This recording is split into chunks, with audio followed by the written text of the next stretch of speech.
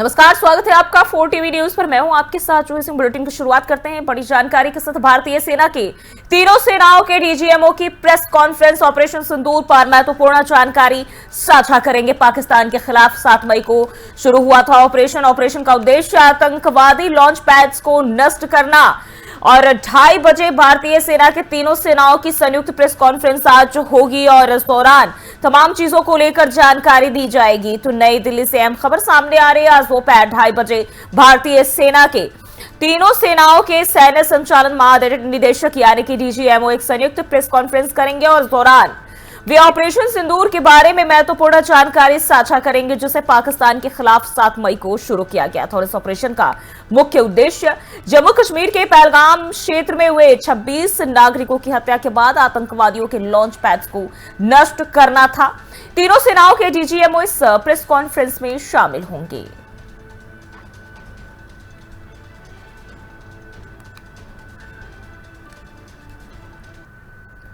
और जम्मू कश्मीर के आरएसपुरा सेक्टर में 10 मई को पाकिस्तान की ओर से की गई गोलीबारी में शहीद हुए बीएसएफ के सब इंस्पेक्टर मोहम्मद इम्तियाज का पार्थिव शरीर आज पटना लाया गया। और इस अवसर पर बिहार के मंत्री नितिन नवीन, भाजपा अध्यक्ष दिलीप जायसवाल, आरजेडी नेता तेजस्वी यादव समेत कई नेता श्रद्धांजलि देने पहुंचे।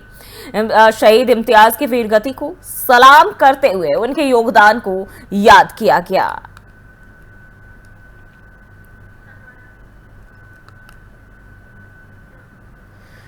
और एक और जानकारी आपको बताते चले, उरी से खबर सामने आ रही। विधायक सज्जाद शफी की लोगों से संयम की अपील। एलओसी के पास सब भी जो है माहौल जिस तरीके के हैं, इसको लेकर अपील की गई। जम्मू कश्मीर के उरी से यह खबर आपको बताते चले। स्थानीय विधायक सज्जाद शफी ने लोगों से संयम बरतने और अतिरिक्त सतर्कता की अपील की है। उन्होंने कहा कि एलओसी के पास अभी भी कई बिना फटे गोले पड़े हैं जो खतरे का कारण भी बन सकते हैं। सज्जाद शफी ने निवासियों से अनुरोध किया है कि अगले 2 दिनों तक लोग अपने घरों को वापस ना लौटे जब तक सेना द्वारा सभी शेल्स को निष्क्रिय नहीं किया जाता। उन्होंने कहा कि सीज फायर को अभी ज्यादा समय नहीं हुआ है और ऐसे में खुद की तरफ से एहतियात बरतना बेहद जरूरी है।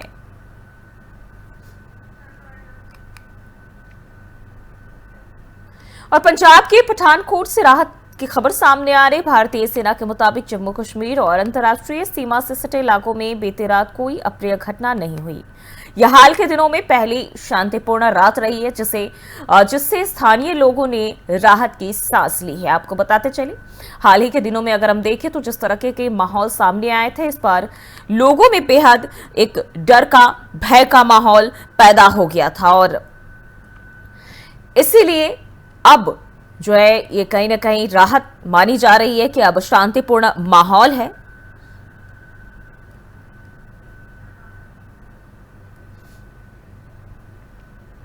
और छत्तीसगढ़ के उप मुख्यमंत्री अरुण साव ने ऑपरेशन सिंदूर को भारत की ऐतिहासिक जीत बताया है। और उन्होंने कहा कि पाकिस्तान में घुसकर की गई इस कार्रवाई ने दुनिया को भारत की ताकत का संदेश दिया। उप मुख्यमंत्री अरुण साव ने कहा, पहलगाम की घटना के बाद जिस प्रकार से भारत सरकार ने कई ऐतिहासिक और मजबूत ऐतिहासिक फैसले लिए हैं, चाहे सिंधु जल संधि को निलंबित करने की बात हो, पाकिस्तानी नागरिकों को वीजा निरस्त करने की बात हो, सीमाओं को बंद करने की बात हो, और जिस तरह से ऑपरेशन सिंदूर को अंजाम दिया गया, वह भारत और भारतीय सेना के लिए बहुत बड़ी जीत थी। जब वो पाकिस्तान में 100 किलोमीटर अंदर गए, 9 आतंकी ठिकानों को नष्ट किया, उनके ट्रेनिंग सेंटर को ध्वस्त किया, और जैसा कि बताया जा रहा है कि करीब 100 आतंकी मारे गए हैं। ऑपरेशन सिंदूर ने पूरी दुनिया को यह संदेश दिया कि भारत में सिंदूर का क्या महत्व है, सिंदूर की क्या कीमत है, और आतंकियों को खत्म करने के लिए भारत किसी भी हद तक जा सकता है।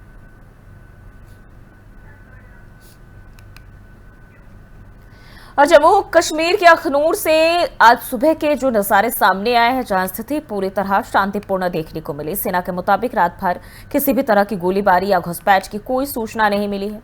हाल के तनावपूर्ण दिनों के बाद यह पहली बार है जब पूरी तरह शांति देखी जा रही है।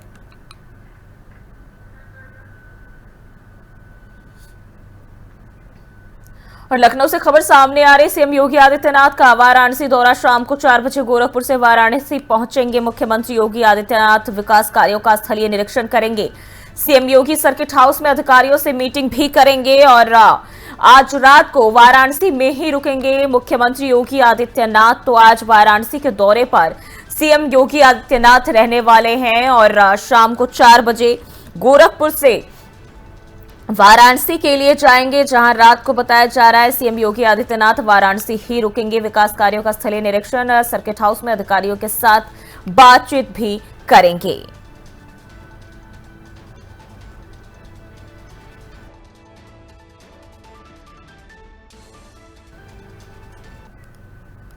और उत्तर प्रदेश के 50 जिलों में बारिश और आंधी का अलर्ट। मौसम विभाग का तेज हवाओं और बारिश को लेकर येलो अलर्ट जारी। 40 किलोमीटर प्रति घंटा की रफ्तार से हवाएं चलेंगी 24 घंटे में। 15 से अधिक जिलों में तापमान 40 डिग्री के पार आने वाले दिनों में अगर हम बात करें तो 3 से 4 दिनों में 5 से 6 डिग्री की गिरावट भी संभव बताई जा रही है। लोगों को सतर्क रहने और घर में रहने की सलाह दी गई है। आने वाले 3 से 4 दिनों में 5 से 6 डिग्री तापमान में गिरावट। वहीं इसी को लेकर लोगों को सतर्क रहने और घर में रहने की सलाह दी गई है। तो उत्तर प्रदेश में मौसम विभाग की ओर से अलर्ट जारी किया गया है और आपको बताते चले 24 घंटे में 15 से अधिक जिलों में तापमान 40 डिग्री के पार पहुंच गया है और बारिश और आंधी और बारिश का अलर्ट 50 जिलों में। प्रदेश के मौसम विभाग का तेज हवाओं बारिश को लेकर येलो अलर्ट जारी किया गया है। 40 किलोमीटर प्रति घंटे की रफ्तार से हवाएं चलेंगी।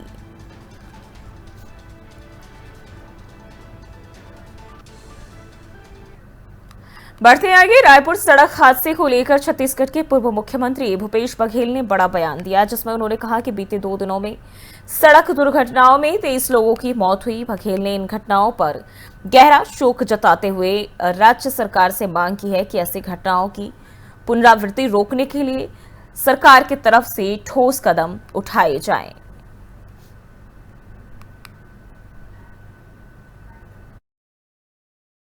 कल और आज मिला के बड़ौदा और अन्य जगहों में 23 लोगों की मृत्यु हुई है सड़क दुर्घटना में।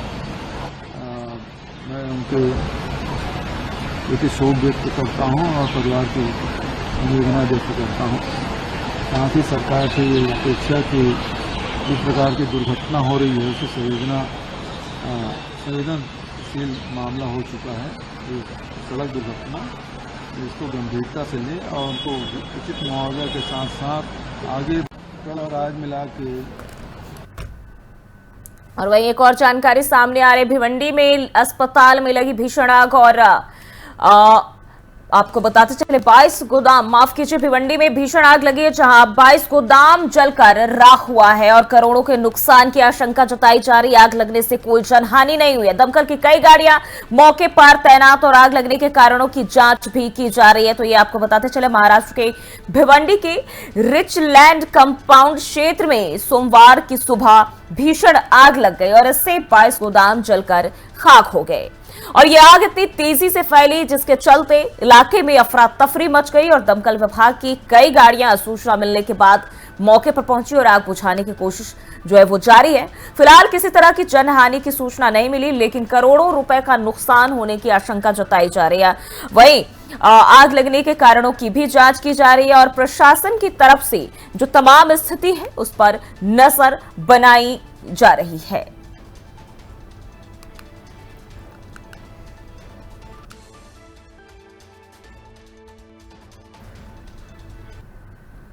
बढ़ते आगे, गोरखपुर में सोमवार को मुख्यमंत्री योगी आदित्यनाथ ने जनता दर्शन में हिस्सा लिया और गोरखनाथ मंदिर परिसर में आयोजित इस कार्यक्रम में सीएम योगी ने सैकड़ों लोगों की शिकायतें सुनी और अधिकारियों को तुरंत समाधान के निर्देश भी दिए। मुख्यमंत्री ने भरोसा दिलाया कि सरकार आम जनता के साथ खड़ी है और प्रशासन को पारदर्शिता और संवेदनशीलता से काम करने को कहा गया है। तो सीएम योगी आदित्यनाथ ने जनता दर्शन कार्यक्रम किया और इस दौरान जो दूर दूर से फरियादी आए थे उनकी समस्याएं भी सुनी और तमाम लोगों से बातचीत कर अधिकारियों को तुरंत निस्तारण के निर्देश दिए हैं।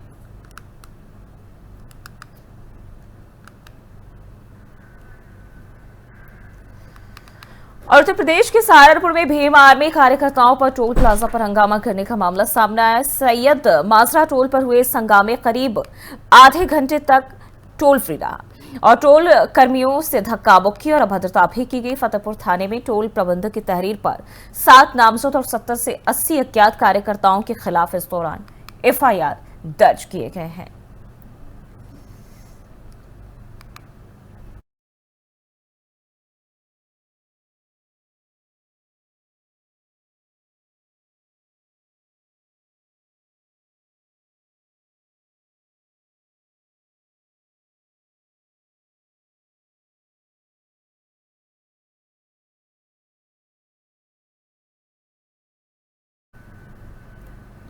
और छत्तीसगढ़ के रायपुर में देर रात बड़ा सड़क हादसा हुआ है और रायपुर बलौदा बाजार रोड पर सारा गांव के पास एक ट्रक और ट्रेलर की टक्कर में 13 लोगों की मौत हो गई, जबकि 12 लोग घायल हुए। कलेक्टर गौरव कुमार सिंह और एसपी लालुमेंद्र सिंह ने मौके की स्थिति की जानकारी ली और इस बारे में बताया कि सभी घायलों को तत्काल अस्पताल में भर्ती कराया गया है।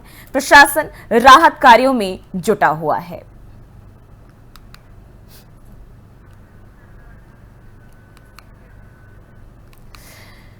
पाकिस्तान ने हिमाकत की है कि दिल्ली पर हमला करने की जो नापाक कोशिश की, इसका भारत ने करारा जवाब दिया। भारत के जांबाज सिपाही ने उस हमले को हवा में ही धराशायी कर दिया जो पाकिस्तान की तरफ से किए गए। लेकिन पाकिस्तान के हुक्मरानों ने आतंकी इतिहास में आखिरी कील ठोक दी, क्योंकि इसके बाद भारत ने जो जवाब दिया वह पाकिस्तान को सदमे में लाकर रख दिया है। आज पूरा पाकिस्तान सदमे में है, क्योंकि लाहौर से लेकर इस्लामाबाद, रावलपिंडी सबको भारत ने धुआं धुआं कर दिया। भारत ने पाकिस्तान को वो जवाब दिया है जिसे पाक के लोग सदियों तक नहीं भूल पाएंगे और उनके नेता से लेकर आम नागरिकों के चेहरे पर हवाइयां उड़ रही है। जो नापाक हरकत पाकिस्तान ने दिल्ली पर हमला करने की सोच ली, क्योंकि पाकिस्तान ने वो गलती कर दी है जो उसे नहीं करना चाहिए था, दिल्ली पर हमला। लेकिन अगर हम बात करें तो भारत ने अपना तमाम जो सुरक्षा के लिहाज से है तैयारियां कर ली है और साफ तौर पर भारत ने पाक को कह भी दिया है कि हम आतंक पर हमला कर रहे हैं। पाकिस्तान अपनी आतंकी गतिविधियों को रोक दे, क्योंकि अगर गतिविधियां नहीं रोकी जाएंगी तो इसका जवाब भयावह होगा। ये रिपोर्ट देखिए। जंग महंगा पड़ेगा, पाकिस्तान अपना माथा पकड़ लेगा, पाकिस्तान बिलबिलाएगा, पाकिस्तानी कौम सड़कों पर उतर आएगी, पाकिस्तान दुनिया के आगे भीख मांगेगा, लेकिन भारत माफ नहीं करेगा। दरअसल भारत के ऑपरेशन सिंदूर के बाद पाकिस्तान बौखलाया है। पाकिस्तान जम्मू कश्मीर, अमृतसर सहित राजस्थान के बॉर्डर से सटे शहरों को निशाना बनाने की कोशिश कर रहा है। बीते 24 घंटों में 26 जगहों पर हमला कर दिया, कई मिसाइल के मलबे बरामद किए हैं। इसके बाद जवाब में भारत ने कड़ा रुख अपनाते हुए पाकिस्तान की